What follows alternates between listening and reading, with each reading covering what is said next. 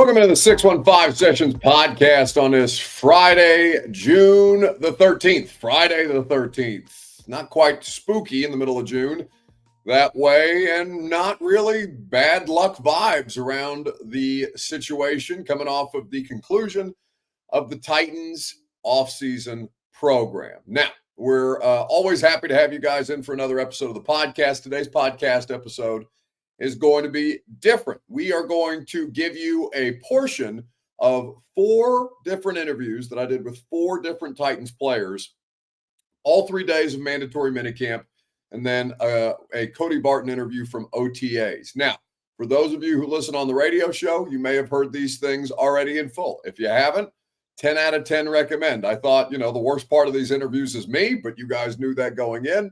I thought Arden Key, Chigakonkwo, Tajay Spears, and Barton were really good and really informative and would do better than any guest co-host I would bring on this week to talk about the week that was in Titans football, which is typically what we do around here. So if we've got a couple of extra interviews to play for you, going to give you about half of each of them. And then, of course, if you want the full interviews with all the players, you can go check out the radio show's podcast feed or the 1045 The Zone YouTube channel, where you can get those things in full. Just a couple of things to wrap up the offseason program as we get into the 6-week dark period that is, of course, awaiting all of us. The dreaded for fans. I understand why fans aren't interested in putting off football for 6 weeks. You just want to get right through training camp, want to start playing regular season games, want to see Cam Ward squaring off against the Denver Broncos.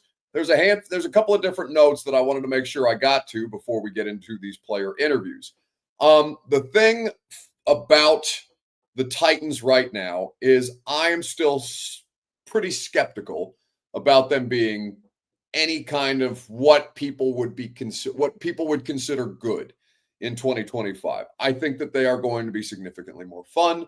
I think that they are going to be significantly more effective, which, would at least be a part of the ladder up process to becoming a good football team at some point, whether it's in the near future or a couple of years down the road.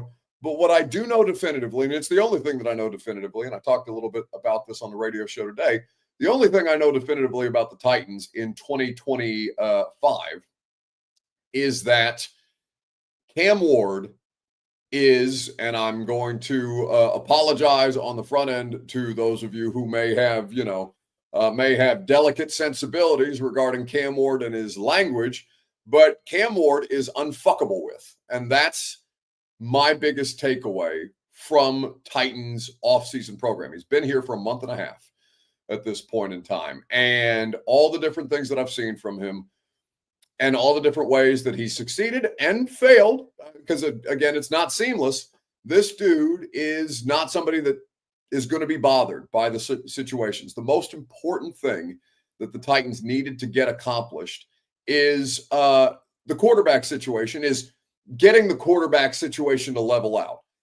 And what Cam Ward's personality brings to the table is a level of just unbothered that you weren't going to get anywhere close to last year, because Will Levis is almost the exact opposite, or at least in his most recent iteration of playing football, Will Levis is infinitely fuckable with, right? That's the thing that caused you to spiral in so many games, is that your quarterback would just not be able to dig himself out of the holes that he would put himself into. Cam Ward's going to put himself into bad situations. Cam Ward's going to make mistakes. He's going to throw interceptions. He's going to have bad plays. He's going to have missed opportunities. He's going to have miscommunications. He's going to have all of these things, as every other quarterback that has come before him or that will come after him will have. It's a part of the NFL acclimation process. None of this is seamless, right?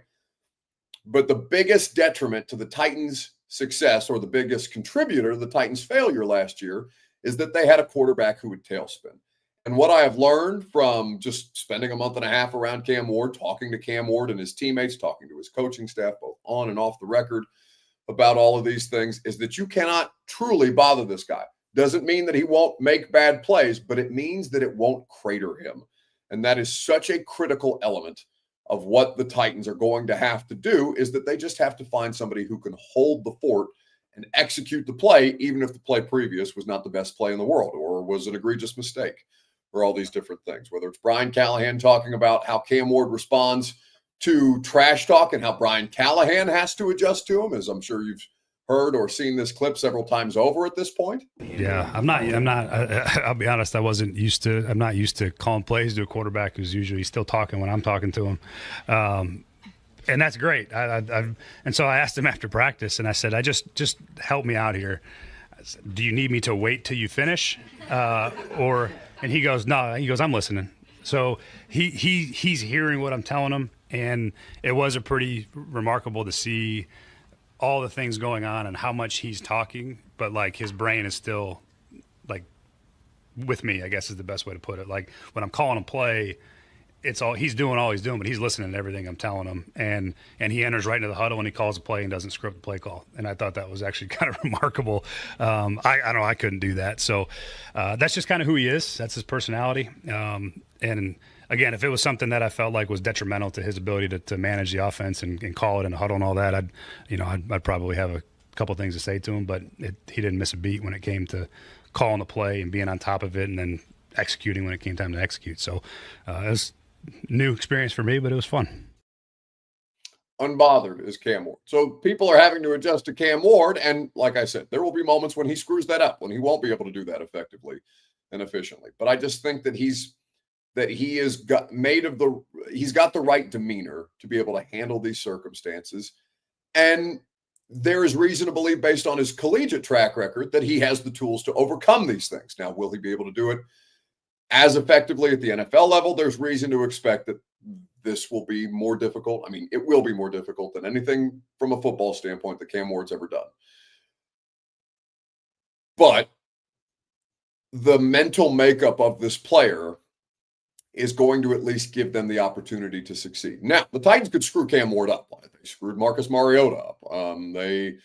They, I think, had a great deal to do with the fact that the Tannehill situation devolved as badly as it did. Even if Tannehill had a clear and obvious ceiling, the way that they let the roster devolve around Ryan Tannehill, where he went from one of the most effective and efficient quarterbacks in the league to he's running around for his life because his offensive line situation is ass, and they traded away his best weapon. The Titans have failed quarterbacks. In fact, and this is not just specific to the Titans, organizations fail players all the time. It's why I have a hard time with the term bust, because I look at the teams that a lot of these busts go to, and sometimes, yes, those players fail unto themselves. And sometimes the player fails as much or more than the organization that they were drafted to. But I would argue 7 times out of 10, these NFL franchises are not well run, especially the ones picking at the top of the draft, and that they make critical mistakes that would derail any player's development, even if it was the best player in the world. So the Titans are no stranger to that, and how they handle Cam Ward, how they set Cam Ward up for success is going to define them as much as it does him, even if he will take the most amount of criticism if they come up short. But right now, it's all gravy, and his teammates are glowing about Cam Ward at this point in time, which is why I wanted to share snippets of all 4 of these interviews that we did through OTAs and into the end of mandatory minicamp. So let's hear from Cody Barton. First, we'll go Cody Barton, Tajay Spears, Arden Key, and Chigakonkwo. But let's start with the man who picked Cam Ward off twice in mandatory minicamp, one of your new starting off-ball linebackers.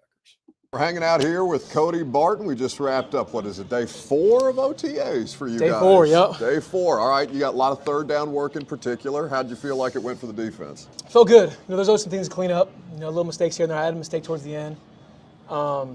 Just in third down with different pressures, different front looks and stuff like that. There's a lot to it, but today overall went great. Guys are flying around competing. The first 4 days have been great. Guys are really competitive, high energy, and just it's been a lot of fun. Yeah. How'd the quarterbacks handle all the different looks you guys were throwing at them? They did good. They'd put some guys in a blender every once in a while now. I mean, for how much stuff we had in today, there was a few times where it got them. Yeah. Which first day it's going to happen, but overall, it's been a battle back and forth. We've been coming up with blitzes. They've been shutting it down. We're trying different stuff.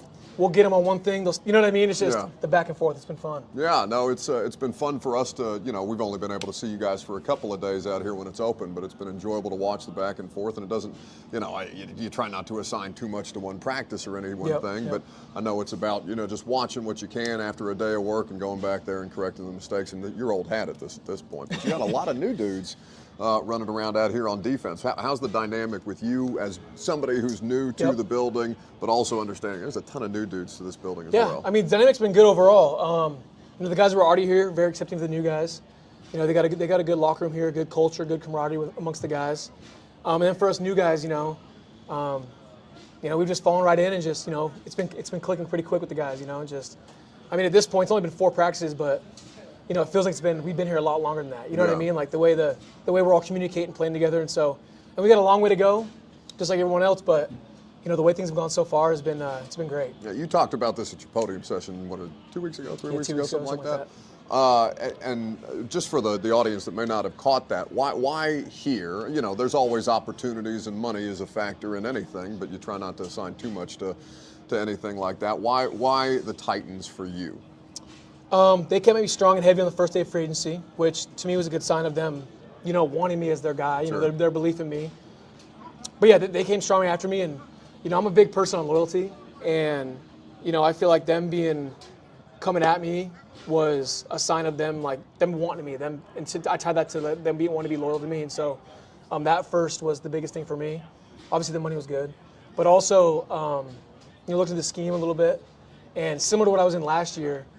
And that aggressive style just fits me in the way I play, and all of it kind of came together, and it's kind of it's been great. What was it like playing for Vance Joseph? Because he's somebody who's been around the league for a long time, very, very well respected. I'm honestly shocked he hadn't got another crack at a head coaching gig just yet. But just the dynamic there, and seeing what you guys were able to build in Denver, and now obviously you're starting a new venture here. Yeah, playing for him was awesome. Love Vance. Very similar styles from Denver to here. Both aggressive, both matchy, and just, that was also, like I said, a reason I wanted to come here. Those similar styles.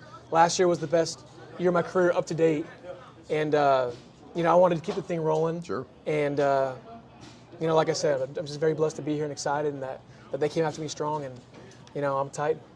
Absolutely. Hanging out with Cody Barton here after day 4 of OTAs at Ascension St. Thomas Sports Park with the off-ball linebacker competition around you, right? Obviously, they brought you in here for a reason, but there's a lot of different moving pieces and parts, and you guys aren't in pads yet, so you try not to get too ahead of yourself.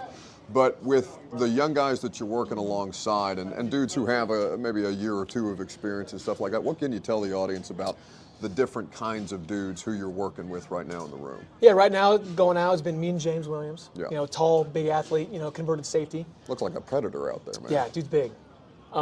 Big, smooth athlete, is rangy, but plays in the box very well. Another Mike playing with me is Cedric Gray, very tough physical guy. He's gonna hit somebody, you know what I mean? Very aggressive guy. Other guys, we just got a guy from the Saints, Anthony Anfroni, I think is how you say it, Orgy. Anfroni, yep. Yeah, no disrespect, bro. I just call him Orgy. But, another Mike, actually kind of can play both. I know they got Mike a little bit, but just a big, strong athlete, explosive guy. Amari on the other side, coming from the Raiders, good athlete, smooth guy, ex-safety as well, and former ex-safety in my young college days. Yeah. At Utah. Yeah, Utah. You did that much homework. Yeah, there you go. Shit. That's not a hard one. Who else am I thinking? I'm missing. Oh, Curtis James. Yep. Coming from the Patriots. Good, big athlete, strong dude. David Benda, the rookie. Good player. Then Otis. Huh? Oh, my bad. Yeah, and then Otis. He's just got to get some love where he can. He's not getting enough attention over there. But the room's full of good young athletes. They're young guys. They're still learning.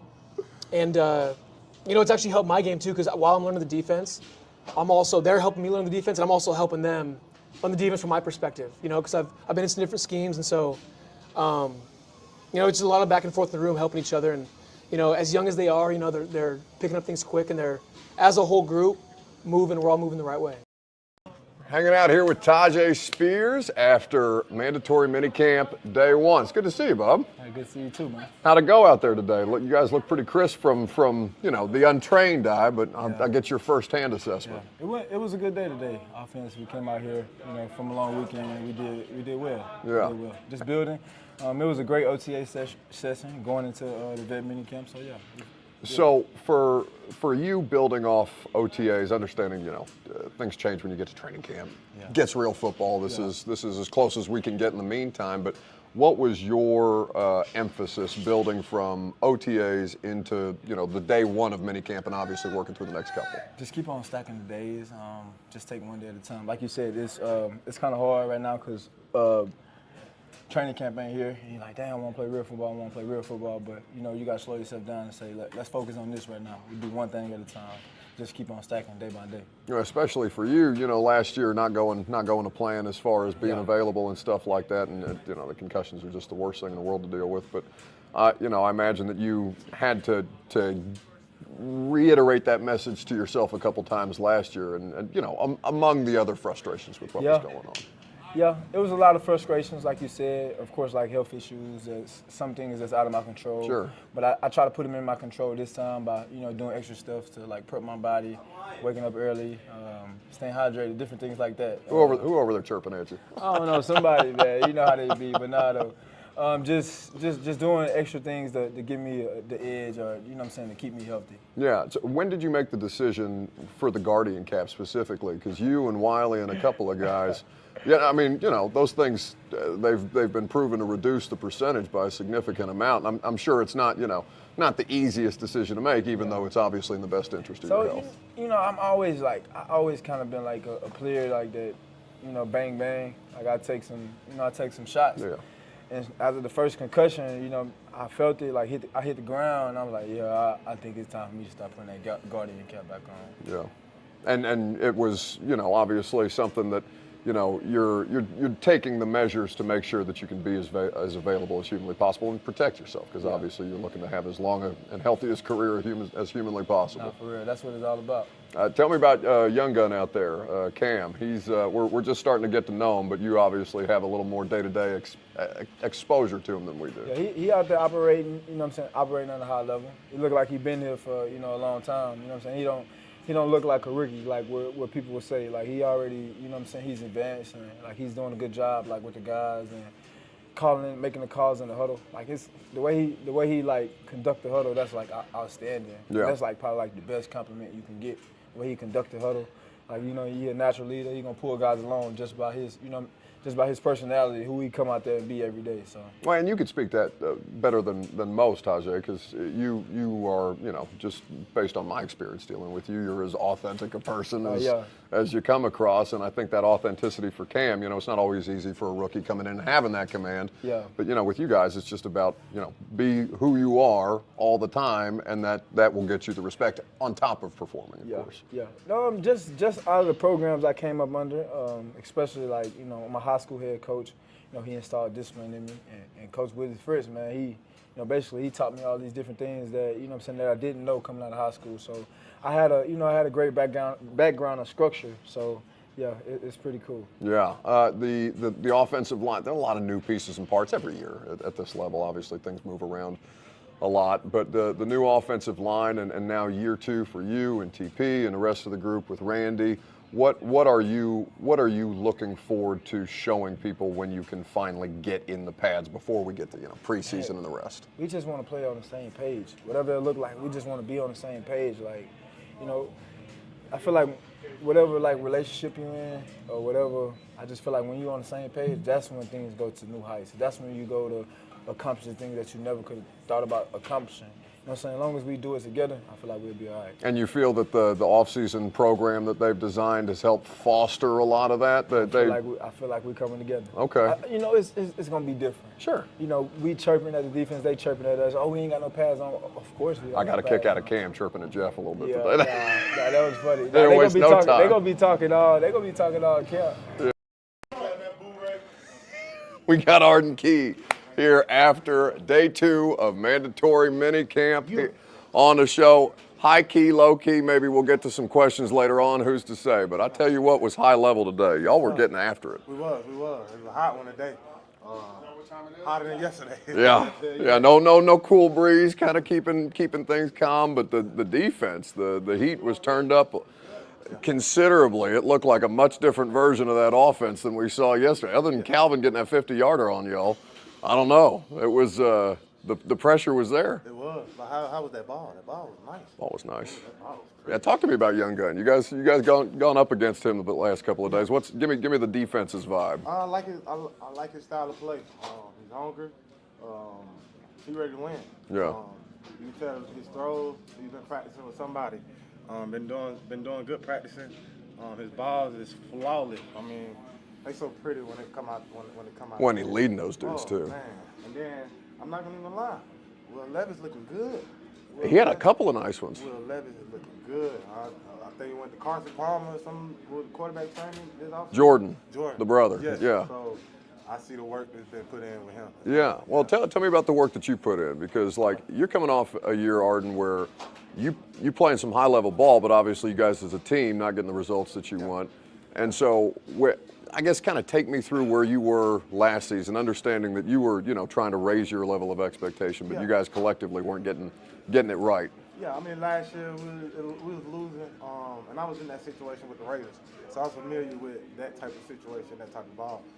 Just trying to show the younger guys, and we still got to play. Got to fight every time. The film, like I said last year, that film goes out to 31 other teams, and they see those type things. So you got to put your best foot forward in any situation, whether it's good or bad. But since the situation we was in last year, definitely had to put your best foot forward. Yeah, for you, I know obviously you're looking to build each and every day. You guys are out here in the meetings or in the weight room and things like that. But what was your emphasis coming into this year? My emphasis was gaining muscle mass. So this offseason I gained 10 pounds of muscle, lost 5 pounds of fat. Are you noticing that out there? Oh, noticing the big difference, especially in my power. A lot of bull rushes, stuff like that. I'm able to get the guy off me now. Had a solid power game, but now I'm able to get a guy off me, getting longer, and able to snatch him off and obviously get to the quarterback or make the tackle. I know you guys are confident every year that you come into a new season about the work that you guys are putting in, but the way that Jeff looks, obviously physically, is impressive. I got to start doing Pilates. Yes. I had no idea. Yeah. But Sweat obviously really impressing as a rookie, and looking to continue that forward momentum. You got a lot of new guys in the edge group. I know you were talking about. You felt like a coach with us at OTAs. You're the old head now, huh? Oh yeah. I think it's me and Zoe is the oldest in the room. Yeah. We all on year 8, then it trickle down. Other than that, but like our young guys in the group, they good. They good. They wanna be taught. They wanna know the game. Teach them the game. They always asking, well, how my footwork was this on this rep, how my hands was on this particular rep. All the guys hungry for knowledge, and I just giving all the knowledge that was gave to me, and I'm just passing it on. Is that refreshing for you to be able to be on that end of things? I know, obviously you've been in the league for a while. Oh yeah, but I ain't gonna lie, it definitely is refreshing, and it's new to me. Yeah. In my career right now, because I'm year 8, I'm an old guy, I'm a vet guy. I've been in the game, made plays. Now a lot of the guys asking me, so definitely I got to come in, watch how I come in to work, watch how I'm looking at the film and different things like that. And just if I see something, tell the young guys, or if I see something, sometimes I might just ask a question I already know the answer to. Yeah. But a lot of the young guys don't know to ask that question. I know they don't know. I'm gonna ask the question so they can get the knowledge. All right. OTA's done, minicamp done. Chicaconquo hanging out with us. Good to see you. Too, man. How you, man? I'm good. I'm chilling. How is everything going out here? You finally get some time to breathe. I know that it's been super competitive, and y'all are enjoying the 8-team competition and stuff like that. But what can you tell the audience about what the past couple months, I guess, at this point have been like? It's been just that, man. It's just been competition for every day. Everybody just coming out here hungry, man. I feel like everybody's just coming out super excited. And then, Cam just balling out makes everybody, more excited too. So just good vibes around the whole building for real. The dude is, I know the defense has had a couple of moments out here too, but it's tough not to get, at least from an external perspective, it's tough not to get excited about what we're seeing from Cam. How can you kind of elaborate on that for people who haven't been able to see him out here? I don't even know what to say, bro. Besides, he's just got it. Yeah. I mean, he just has a feel for the game. I feel like he just can maneuver the pocket so well, create plays. The accuracy is insane. Like, it's like he just puts the ball right in your hand. So for the pass catching group, it's just been really fun. It feels like you get a little bit of separation. He's gonna put it right in there. It's like little angles that you think like the ball couldn't get into. Like, he finds them. It's like, dang. Yeah, it's awesome. No, and what, at least from, again, untrained eye, but like gives you guys an opportunity for yards after the catch and stuff like that. It seems with the way that he leads you guys. I know that Calvin 50-yarder yesterday. I know he's had a couple out here with you and various other guys, but he just seems to have that innate feeling. But it's funny to talk to Brian about it because I guess he liked to talk. Yeah. And he's trying to get the play call into Cam while Cam's still talking to the defense and stuff like that. He said he's never been able to see a left brain, right brain quarterback quite like that. What's that like in a huddle? It's hilarious, bro, because he'll be talking shit to like Jeff, and then it's like he'll just be talking shit, and then all right, y'all, come on, and then it's like immediately like locked in, then just immediately makes a play, just like talking shit the whole time, and then it's like right when Callie gets a play, he's like, all right, y'all, come on, yeah, and it's like relocked in. It's fun though. The room now with you guys and all the different pieces and parts that you guys have added over the course of the past couple of years. I mean, you're the old head now. That's kind of crazy. That is crazy. I mean, I don't know. You probably don't think about it as much as we do when we're, checking on, where everybody is at in their tenure. But like talking to Arden, he's telling me, I feel like a coach in there. It's just, it's me and Draymond Jones. I know. What's that like for you? Man, I feel like I'm still young at the same time. That I am the old head, but for real, for me, it's just, just being that leader in the group. Just trying to be that leader in the group, man. Just give guys energy every day. Just my way is encouraging. I like to encourage guys, hype them up, give them energy, bring the room together, tell them, like, let's go. I'm trying to be the spark of the group, always be that one telling them, like, I'm going to make the play for it, like, first for us to start it off, and then y'all follow me, let's pop it off. What have you liked about working with Stocker? Because obviously we had him here as a player covering him, and now to see him as a coach is pretty cool. But what's he like in the meetings, and what have you been able to pick up? Yeah, it's awesome having Luke just because, I've had him for the past, 3 years he's been here assisting. So just going from that role to the assistant tight end coach to the actual tight end coach, it's just been seamless. It's just been awesome. It's great just having a guy who's also played your position for so long and had success. It's like that you can trust everything that he's telling you because he sat in our shoes. He had these long practices. I mean, he literally played here. Like, so anything he's telling you, like, you can really trust it. It's just been awesome having him lead us so far. It was interesting hearing from Brian yesterday about the degree of difficulty for you guys as a position. I think he had it stacked quarterback, center, and then tight end for all the different responsibilities that you have, whether it's part of the run game, the pass game, all the different protections and things like that, the blocking assignments.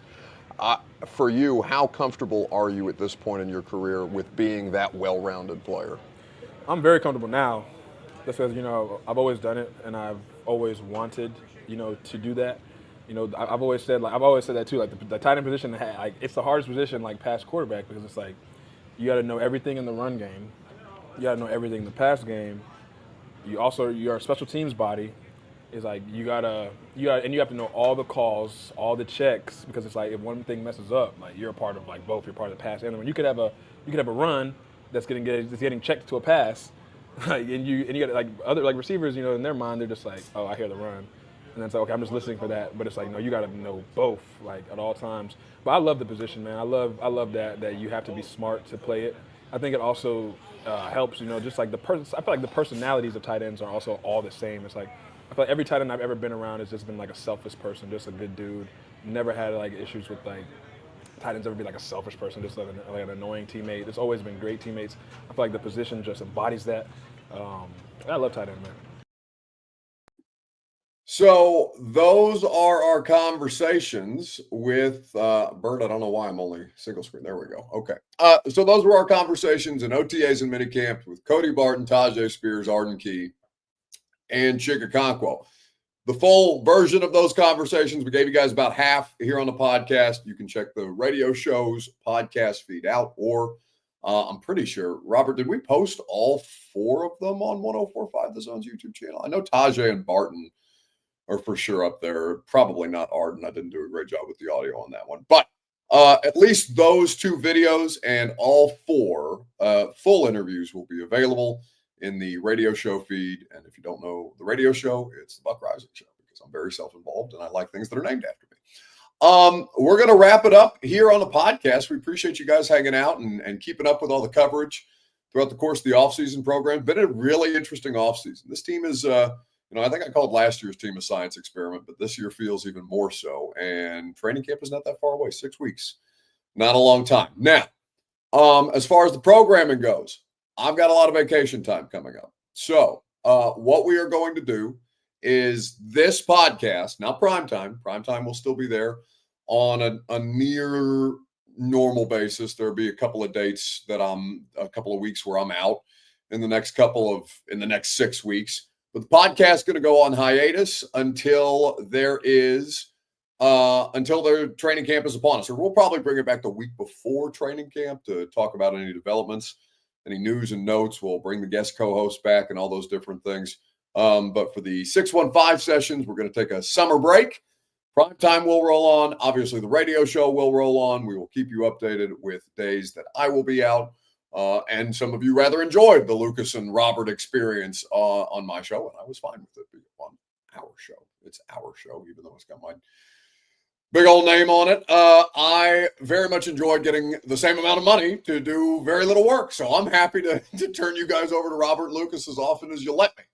But yeah, it's been good to get back into the swing of things. It's been really good to get back into the swing of things. I know I feel refreshed and reinvigorated about football after the nightmare situation that was the 2024 Titans. And this interesting comment from, forgive me, I'm going to butcher, is it Nineveh? On YouTube says, Buck has historically been a pro. For those of you who are live streaming with us and not listening to the audio back after the fact, you can always comment on the YouTube channel where we're live streaming, and Facebook and Twitter and Twitch and all that. Buck has historically been a pro in that he reports on the team. He's not a fan of the team. How professional I've been, you could probably leave that up to some debate, but definitely I report on the team, not a fan of the team. He goes on to say, or he or she, I'm not sure. Having said that, I think low key, he's become a Ward guy, a Cam Ward guy. It comes across that way, and I'm here for it. Sure, it's easy for me to be a Cam Ward guy in the offseason. There is zero repercussions from routes on air and talking to the dude in press conferences and training or mini camp interceptions and all these things that don't matter yet. It matters, right? It matters in the growth and development of the player. All of these things matter. But like the things of real consequence come in September. So I'm fine with being on board with Cam Ward because he just got here and he hasn't shown me any reason to not believe in him. Should those reasons arise in the near future? Yeah, I give myself the wiggle room to say, yeah, if new information becomes available and Cam Ward isn't it, then we'll talk about it as a result. But right now, yeah, there's nothing to indicate that Cam Ward. I mean, it's not Isaiah Wilson, right? That's the extreme. He's not coming in with a bunch of injuries like I'm blanking on the corner, Caleb Farley, or asthma like Traylon Burks, and all the other things that have been the baggage for these guys in the last couple of years. Good afternoon to you as well, Mitch T. Firkins. It's good to see you. I'm so curious to see how this football season is going to play out. Obviously, we'll be on the road. We'll have a lot more great interviews coming for you guys. Thank you, as always, for supporting the podcast. Maybe if you feel so inclined, like the video on Facebook and YouTube on your way out the door. We will reconvene on this podcast in about 5 weeks, prime time, largely normal schedule throughout the course of the summer. I think I've repeated that enough times. We can get on out of here for the rest of the evening. Have a great weekend, and we'll talk to you guys Monday morning on the radio show at 10.